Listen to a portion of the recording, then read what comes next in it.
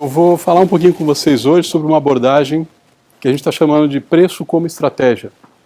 Tá? Acho que todos vocês, como empresários, pessoas de negócio, têm desafios de precificação. Quanto eu devo cobrar por isso ou por aquilo, por um serviço, por um produto? Aí tem diversos desafios, se o ciclo de vida do produto está no início, na introdução, está em maturidade, está em escala, ou às vezes até mesmo numa fase mais de declínio do produto. Então, dependendo muito do momento do ciclo de vida da companhia, da empresa ou do próprio produto, existem desafios de como precificar. E normalmente a gente está acostumado a falar de preço sobre 2 ou 3 frameworks mais conhecidos.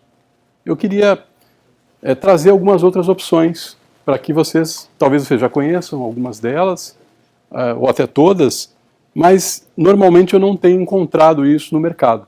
Normalmente eu tenho visto os clientes que eu tenho conversado e que eu tenho participado do desenvolvimento dos negócios em alguns países, algumas coisas na Europa, algumas coisas no Brasil e principalmente aqui nos Estados Unidos, há uma deficiência bastante grande sobre essa questão preço. Oi. Agora sim. Portanto, especialmente no mercado americano, não era muito comum antes do Covid mudar o preço.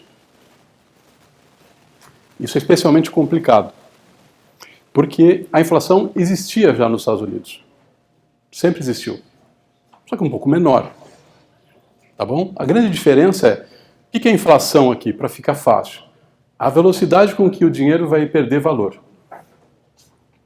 Então, se você tem, num país emergente, uma meta de inflação que é maior do que a meta de inflação de um país desenvolvido, a velocidade com que o dinheiro vai perder valor numa emerging economy é maior, mais velozmente perde dinheiro, do que numa economia desenvolvida.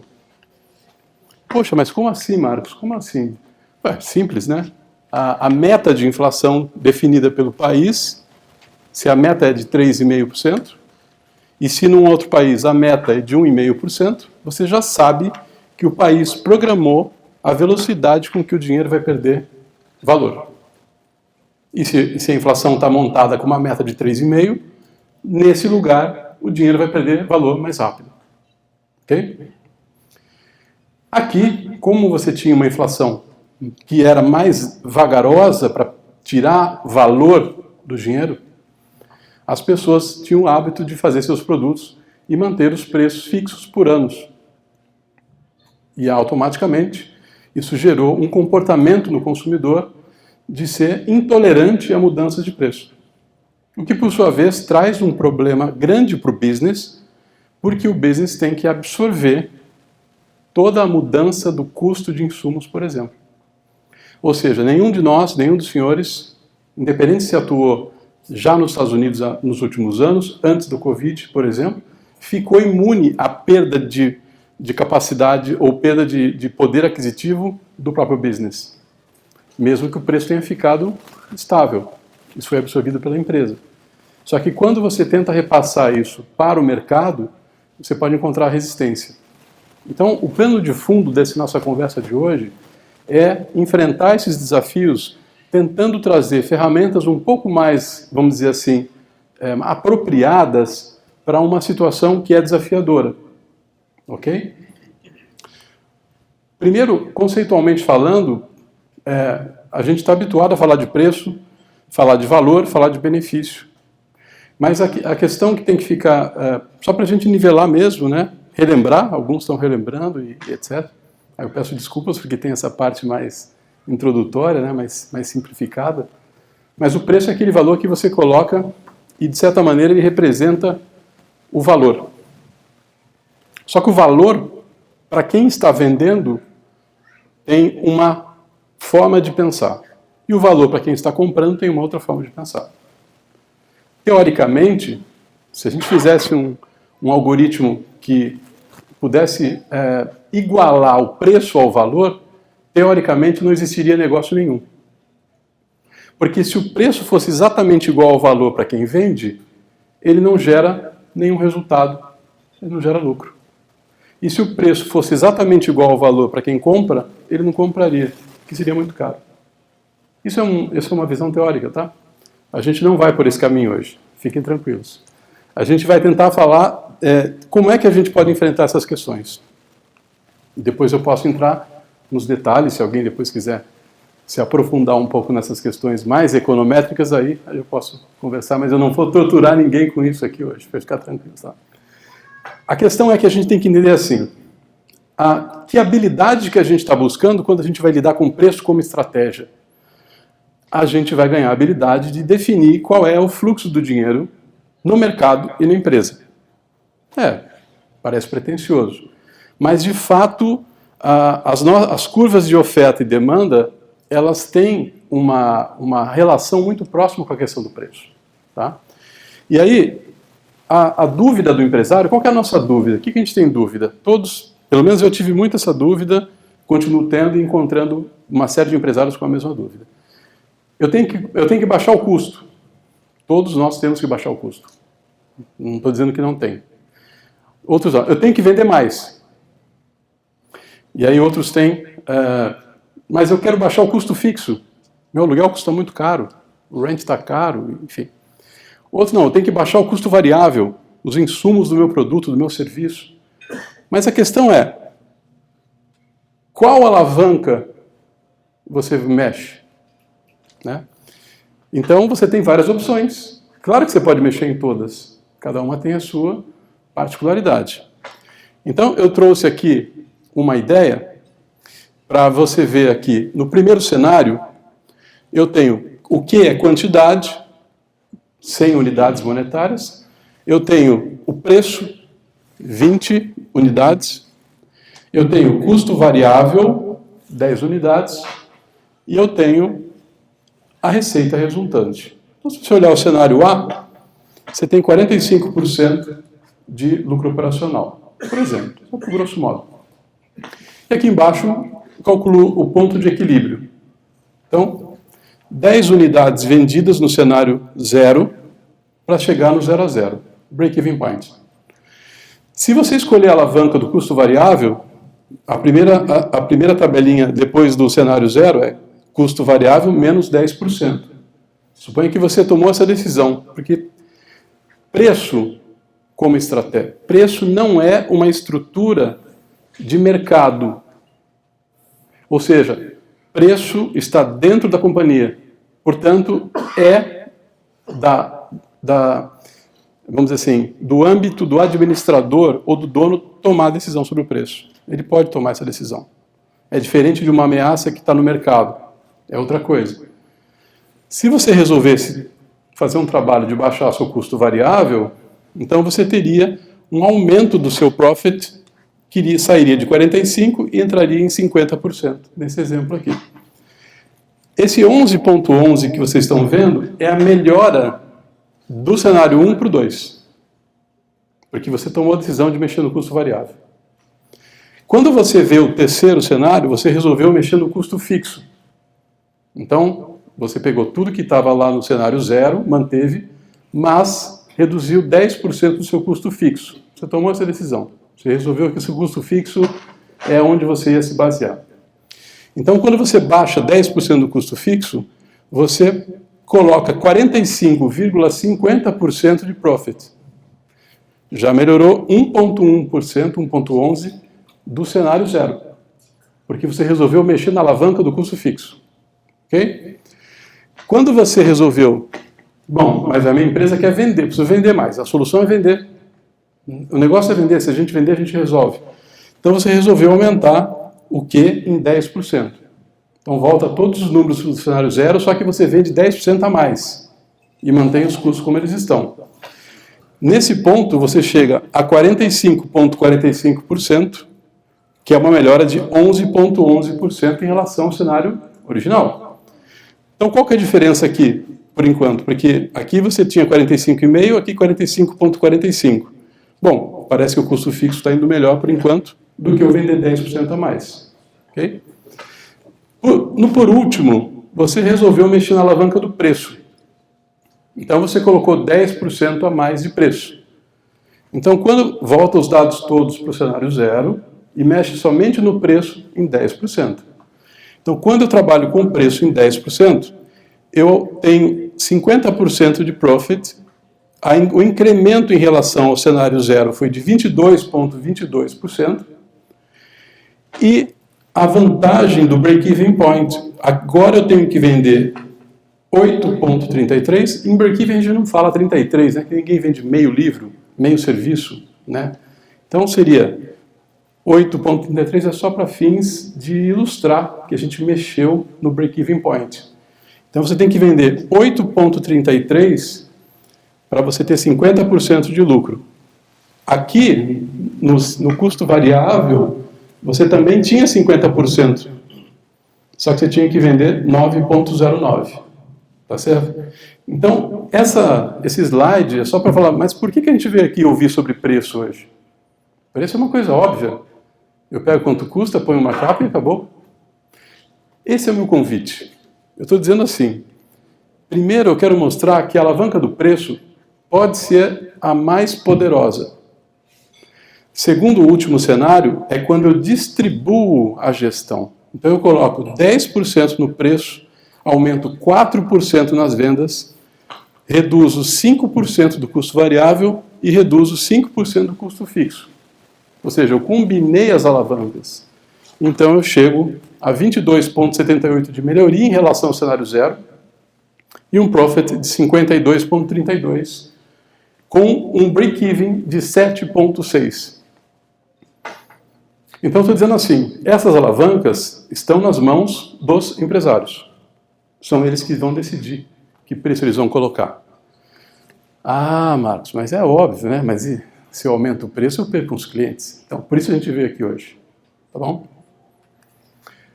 Modelos de precificação. Porque falamos de colocar 10% no preço. Mas todos nós sabemos que não é uma vontade própria falar assim, a partir de hoje, estou aqui no meu restaurante, eu estou aqui na minha empresa, vou aumentar 10% hoje no preço e amanhã vai estar tudo certo. Não é bem assim. Por quê? Existem modelos de precificação. Alguns mais clássicos e alguns nem tanto. E eu quero apresentar para vocês hoje algumas alternativas que eu tenho usado com um sucesso bastante interessante, ok? Em diversos segmentos da indústria. Precificação baseada em custo, bastante clássica, né, que é o Cost Plus, você pega quanto custa para fazer aquilo e coloca a margem em cima. Você define assim, tá? Fala assim, ó, custa 10, quero vender por 15, então vai custar 15, porque 10 é o custo, está resolvido. Isso pode ser um serviço, pode ser um produto, pode ser o que for. Geralmente, eu não vou dizer que é o mais comum, porque na minha experiência não é o mais comum que eu encontro no mercado. O que eu encontro no mercado mais comum é a precificação baseada na concorrência. Tá? O que é da concorrência? A concorrência é assim. Eu vi alguém que tem um business que trabalha na área X, na indústria Y. Eu vou lá, pergunto quanto ele cobra, eu vou no mercado, compro um produto, ou vou lá e pergunto quanto custa, venho aqui e ponho esse preço no meu produto. Aí, como eu quero ser bem agressivo, eu coloco 5% a menos e digo que eu sou competitivo. Ok? E geralmente é isso que eu mais encontro. Geralmente. Quando a pessoa acaba fazendo precificação baseada em custo, o executivo normalmente vem das áreas de exatas. Então, o pessoal da engenharia, que eu também estudei engenharia, eu sei que o pessoal é chegado em fazer uma conta. Então, é fácil para o engenheiro de qualquer engenharia que passou por cálculo 1, cálculo 2, cálculo 3 e etc., chegar e fazer essa conta. Levantar quanto custa, pegar um markup, colocar em cima e falar, vou vender por tanto. Só que a gente esquece às vezes, né, posso falar a gente, eu me incluo nessa, quando eu estou com o meu chapéu de engenharia, a gente esquece que tem uma pessoa chamada cliente, que ele vai tentar fazer o melhor negócio para ele, vai tentar maximizar o resultado dele. Então, o meu problema de pegar o custo, colocar e passar o preço, eu acho que eu resolvi o meu problema. Mas não é bem assim, porque eu tenho que ver se as pessoas vão comprar. Okay? Precificação baseada em concorrência, na minha visão, é a mais perigosa. Porque aqui o risco, quando você trabalha com preço baseado em custo, o risco é não vender. É um baita risco. É um baita risco. Mas a precificação baseada em concorrência, ela é a mais perigosa. Por quê? Primeiro, que eu tenho várias pesquisas que o preço que você consegue monitorar não é o preço verdadeiro. E segundo, que tem algumas companhias que têm capacidade de cash flow, para divulgar um preço fantasma no mercado para que o seguidor sangre. Então eu coloco o preço, porque eu tenho cash flow, eu não tenho problema nenhum. Eu vou manter 6 meses de um preço que para mim não tem problema algum. Só que o concorrente que tentar seguir, ele pode ser que ele não consiga sair do outro lado. Temos alguns casos aqui nos Estados Unidos, que eu não vou citar os nomes de grandes companhias muito conhecidas, que entraram nessa e hoje estão em recuperação judicial. Precificação baseada em valor é o modelo mais sofisticado. É um pouco mais trabalhoso, porque já começou que vocês vieram aqui hoje. Então já deu um trabalho, porque acredito que pegar o carro, vir para cá, dirigir até aqui, embora seja muito gostoso, muito confortável, vai ter o jantar depois, acho que é claro que tem o jantar, então, mas a princípio talvez essas abordagens sejam muito conhecidas e muito comuns, muito encontradas. Acredito que se vocês pensarem nas coisas que vocês estão fazendo agora, esses desafios vocês passaram por eles, ou talvez estejam passando por desafio de colocar preço, e ou vocês ficaram com vontade de colocar o preço do concorrente, ou vocês ficaram com vontade de calcular o custo e pôr o markup. E de vez em quando vocês ficaram com vontade de fazer a precificação baseada em valor. Mas o que é precificação baseada em valor? É quando você começa a criar uma série de assimetrias dentro do processo de precificação, de modo que o cliente não é mais capaz de fazer a verificação consistente do seu preço em relação ao seu concorrente, ou quando o cliente começa a ter uma sensação de que ele está recebendo muito mais por aquilo que ele está pagando. O segredo da criação da simetria. Tem aqui todos os especialistas em marketing. O marketing é a grande máquina de criação de assimetria. A inovação é uma engrenagem importante no processo de assimetria. Enquanto o cliente acha que o negócio é mágico, ele dá valor e paga um ticket maior. Se ele acha que ele é capaz de fazer ele mesmo, porque ele tem conhecimento, a simetria é menor. O que é a simetria? A simetria é o quanto o vendedor sabe sobre o produto versus quanto o comprador sabe sobre o produto. Quanto maior a simetria, maior o espaço potencial para você colocar valor. Agregar valor. Entregar um serviço de maior qualidade e cobrar e se remunerar por isso num ciclo virtuoso de reinvestir parte do seu revenue para que o seu serviço continue sendo de ponta. Tá? Muito bem. Conceito de valor. A gente vai pegar a escola clássica e depois eu vou falar um modelo que eu tenho usado que continua sendo a escola clássica, mas a gente foi um pouco além. O modelo de Kotler é um modelo de 3 níveis. Acredito que alguns vocês já tenham visto, é muito famoso o modelo, é super interessante, enfim, totalmente funcional. Mas, de fato, o produto pode ser pensado em níveis. E o núcleo do produto é o benefício do produto. Tá certo? Então, por exemplo, se você tem uma empresa que vende água mineral, o núcleo seria matar a sede. Então, você vai buscar o núcleo. Esse é um exercício que, quando eu faço o trabalho com os clientes, com as empresas, que eu estou com o board, e eu vou buscar o núcleo do produto, é muito interessante porque, geralmente, as coisas que são faladas para mim, elas estão muito longe do núcleo. E aí a gente tem que buscar o núcleo. E aí a gente parte do núcleo e começa a ir para o segundo nível, que é o produto. Então tá bom, se o benefício é matar a sede. Tá bom, tem várias maneiras de matar a sede. Se vocês conseguirem fazer isso, e mais do que uma vez, em 10 anos, vocês me contem por que é mais difícil. Eu, particularmente, eu não vejo isso. Porque quem está comprando desconto, normalmente não vai te dar espaço para fazer qualquer mudança nesse sentido, porque ele é um especialista em comprar desconto. Tá? Mas, de novo, talvez existam outras experiências e que vocês tenham conseguido. Só uma pergunta que eu acho que, de repente, cabe. essa margem funciona para produto e para serviço? Porque geralmente as pessoas que prestam serviço já vêm com esse argumento pronto não, te dou 20% de desconto ou te dou 10% de desconto, porque acaba tendo uma margem da própria mão de obra que ela acaba não precificando. Excelente pergunta. Você não pode dar o desconto. Porque se eu estou comprando, eu vou falar assim, então você tinha gordura. Exatamente. Então eu quero 25. Se eu sou negociador profissional, e a gente teve um simpósio sobre negociação do Eagles, e quem estava no simpósio viu, no método Harvard, quando eu estou negociando, eu até contei um case que eu estava envolvido, quando eu percebo do outro lado que isso está acontecendo, aí eu falo assim, não vou querer então. E amanhã eu falo, consegui, mas tem que ser 30. E aí você, de 20 para 30, né?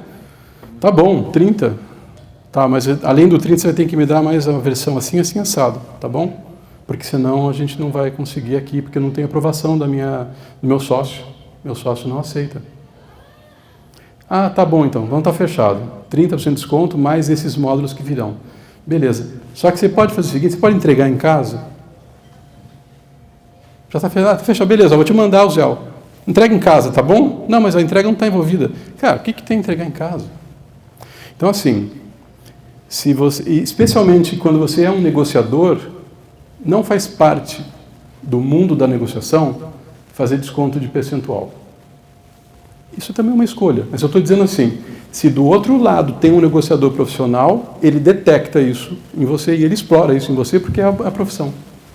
Quando eu estou como negociador, sob interesses de uma companhia, eu sou treinado para isso. Então, se eu vi isso do outro lado, você pode ter certeza que é por ali que eu vou e eu vou arrancar todo o dinheiro que for necessário em prol da companhia que está sendo colocado. Porque eu não posso deixar de perceber que existia uma margem embutida. Pode até ser um erro do outro lado, mas se tinha uma margem embutida, eu não posso permitir que a minha companhia pague por ela. Tá certo? Então é uma questão nesse sentido. Mesmo quando a gente fala do princípio de ganha-ganha, que as negociações ganha-ganha, e aí você vai fazer negociação baseada em princípio, que foi o alvo lá do simpósio, não pode ser esse traço. Então, nesse caso, se é o serviço, você precisa de 20%. Você vai modificar o escopo, se for o caso, se for possível, para justificar um preço menor daquela oferta, porém o escopo não pode ser o mesmo pelo valor mais baixo. Porque toda vez que você colocar assim, você está abrindo esse espaço para que a pessoa entre e tome conta do seu pricing.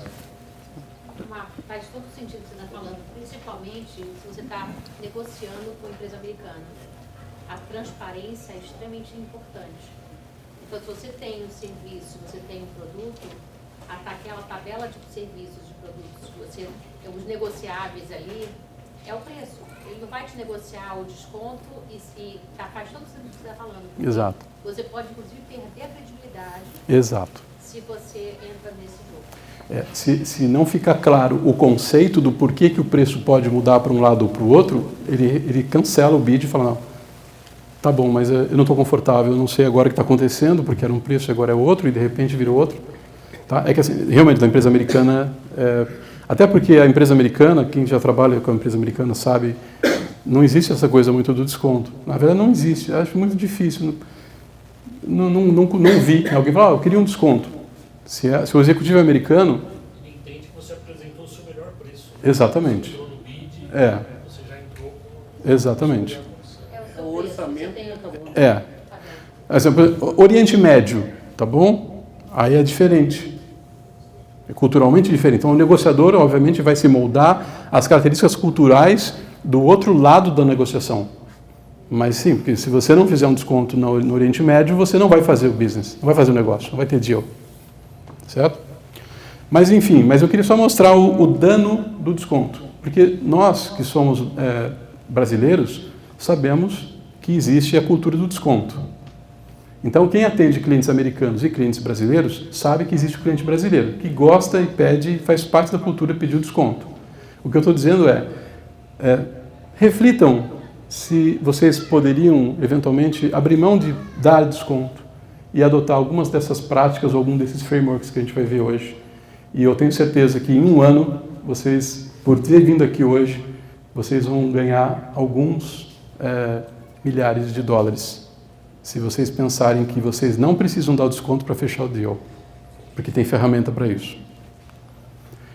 Bom, a gente vai tentar unificar a teoria de precificação, porque a gente precisa construir uma ideia estratégica. Então, a gente parte da estrutura mais clássica, ó, custo, lembra do custo? Vejo quanto custa meu insumo e vou lá e ponho o meu markup. Ó, competição, vejo quanto meus concorrentes estão cobrando, vou lá e cobro igual. E customer value, que é aquela outra proposta. Olha, eu entrego mais. Considerado o preço de mercado, eu entrego mais. Tá certo? Essas são as três vertentes. Quando a gente olhar a literatura inteira sobre econômica, que trata de pricing, né, que vai estar muito derivada daquelas coisas de oferta e demanda, que vem daquelas leis principalmente, é a abordagem principal que a gente vai ter. Só que a questão é que o mundo real não funciona tão de maneira como um modelo, como tem um modelo que funciona bem, na verdade. O mundo real é um pouco mais complexo nesse sentido. Então, a ideia é começar a mostrar que há intersecções. Por que a gente usa o diagrama de Venn assim? O diagrama de Venn são esses três círculozinhos, né? Para que a gente consiga verificar que existem áreas de intersecção. Então, quando a gente olha a intersecção entre... Agora começa a ver um pouco dos frameworks. A intersecção entre a ideia de custo, que é aquela que eu pego o meu custo e ponho meu markup, quando tem intersecção com a proposta de valor, que é aquela que eu mostro que eu entrego muito mais do que meus concorrentes, o framework é o da elasticidade. Elasticidade, preço à demanda. Eu não vou entrar no detalhe, mas vou ficar à disposição se alguém quiser conversar sobre elasticidade, preço e demanda. Só vou falar o conceito da forma mais possível, simples que eu consigo, que é assim, tem preços que são elásticos. Significa que se eu aumentar o preço, eu perco vendas. E tem produtos e mercados que são elásticos. Aumentei o preço, perco vendas. Há uma correlação entre essas coisas. E existem produtos e mercados que são inelásticos. Que eu posso aumentar o preço e eu não perco vendas. Eu tenho que saber em que lugar eu estou. Por isso eu falei, que jogo eu vou jogar? Esse é o primeiro framework. Da intersecção do custo com a competição, que é aquele que eu vejo o preço do meu concorrente, o framework é a teoria dos jogos. Tá? A teoria dos jogos é o famoso dilema do prisioneiro, enfim, que algumas pessoas já acabaram vendo, consiste em saber que quando você faz um movimento, seu concorrente faz um outro movimento, ou não. E aí você opta em fazer ou não e calcula se você fizer e ele fizer, quanto vocês ganham. Se você fizer e ele não fizer, quanto vocês ganham. E se você não fizer e ele fizer, quanto vocês ganham. E se você não fizer e ele também não fizer, quanto vocês ganham. Na prática, isso é usado na diplomacia internacional, quando a China faz uma coisa e os Estados Unidos têm que decidir se vai retalhar ou não. Isso é teoria dos jogos pura. John Nash desenvolveu o equilíbrio de Nash, que está ligada à teoria dos jogos. O framework que vai ter que ser usado para quem for trabalhar com isso é o da teoria dos jogos. Tá? Já da intersecção entre competição e valor é o framework de diferenciação. Diferenciação consiste em pegar teu produto, fazer uma tabelinha e ver tudo que ele entrega, comparar com todo mundo e ver o que os outros entregam, o que você não entrega e vice-versa. Tá bom? Aí a gente, então, constrói só o pedaço de dentro, né? Ó. É a mesma figura, com as mesmas cores, e a gente começa a entender que no meio dessas coisas todas tem uma coisa chamada oferta e demanda. Eu vou falar já logo dela, porque ela é o que a gente chama de revenue management. É para empresas que têm estoque perecível, empresas que que vão jogar o jogo da demanda. Que empresas são essas? Hotéis, companhias aéreas, e-commerce. Porque se o avião decolar com a poltrona vazia, nunca mais será recuperada aquela receita. Mesma coisa o hotel. Se o hotel dormir